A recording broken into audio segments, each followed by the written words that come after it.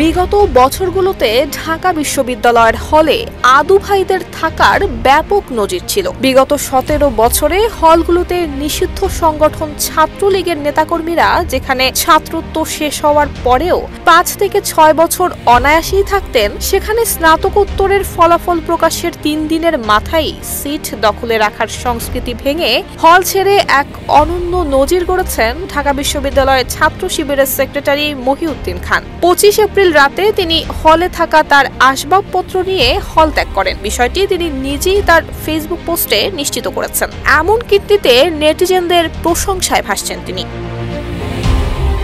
মহিউদ্দিন খানের হল ছাড়ার এই পদক্ষেপকে ব্যাপক ইতিবাচক হিসেবেই দেখছেন ঢাকা বিশ্ববিদ্যালয় সহ অন্যান্য বিশ্ববিদ্যালয়ের শিক্ষার্থীরা। তাদের মতে এমন উদ্যোগ ছাত্র রাজনীতিতে একটি মাইলফলক এবং তা একটি সুস্থ সংস্কৃতি গড়তে অগ্রণী ভূমিকা রাখবে। এর আগে গত 22 এপ্রিল প্রকাশিত স্নাতকোত্তর ফলাফলে মহিউদ্দিন খান 3.97 সিজিপিএ নিয়ে ব্যাচে প্রথম হন। এছাড়া স্নাতকে তিনি 3.93 সিজিপিএ পেয়ে এককভাবে প্রথম শ্রেণীতে প্রথম হয়েছিলেন। মহিউদ্দিন খান ঢাকা বিশ্ববিদ্যালয়ের লোক প্রশাসন বিভাগের 2018-19 সেশনের শিক্ষার্থী। তিনি বিজয় 71 হলের আবাসিক শিক্ষার্থী ছিলেন। যদিও ছাত্রলীগের তোপের মুখে পড়ে দীর্ঘদিন তিনি হলে থাকতে পারেননি। মাঠের অলরাউন্ডার আমি, আর ঘরের অলরাউন্ডার টাইলক্স।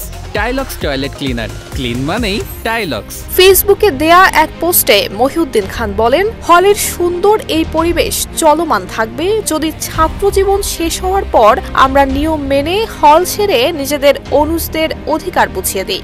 আর্থসামাজিক বাস্তবতায় সিদ্ধান্তটা কঠিন মনে হলেও যারা ছাত্রলীগের জুলুম সহ্য করেছে তারা আর নতুন জুলুমের জন্ম দিতে পারে না। তিনি আরো জানান, প্রথম বর্ষে হলে ওঠার 12 থেকে 13 দিনের মধ্যে গেস্ট রুমের ভয়াবহতা তাকে হল ছাড়তে বাধ্য করেছিল।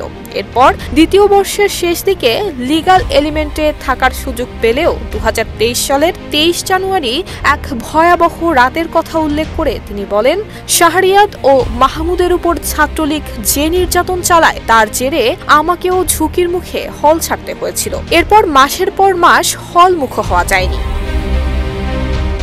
স্নাতকোত্তর শেষ করার পর নিয়ম অনুযায়ী হল ত্যাগ করেছেন বলেও জানান তিনি। তার ভাষায়, ছাত্রলীগ হলে সিট নিয়ন্ত্রণ করে শিক্ষার্থীদের উপর দখলদারি কায়েম করত, কিন্তু জুলাইয়ের পর হলে এখন নিয়মতান্ত্রিকতা ফিরে এসেছে। গণরুম, গেস্ট রুমের সেই জঘন্য চর্চা আর নেই। এখন সবাই নিয়ম মাফিক হলে থাকার সুযোগ পাচ্ছেন।